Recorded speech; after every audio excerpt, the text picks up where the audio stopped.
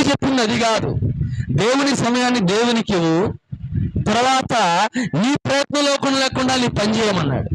కానీ ఇక్కడ అంతా మనం దేవునికి రివర్స్. ఎందుకంటే వాక్యం ద్వారా మన దేవుడు మాట్లాడుతుంటాడు. మీకు తెలియపరుస్తుంటాను.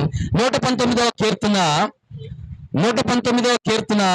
57వ వచనంలో దావీదు రాసిన పత్రిక, అది 57, 58 చదువుకొని వాక్య భాగంలోనికి వెళదామండి.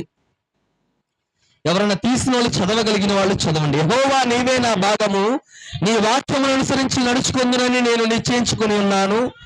కటాక్షించమని నా పూర్ణ హృదయంతో నిన్ను బతిమాలుకొనుచున్నాను. నీవిచ్చిన మాట చొప్పున నిన్ను కరుణింపుము. హల్లెలూయా. ఇక్కడ దావీదు భక్తుడు మనకు రాయించబడిన మాట ఏంటంటే, దావీదు 2 విషయాలను బట్టి ఇక్కడ దావీదు దేవునితో మాట్లాడుతూ ఉన్నాడండి.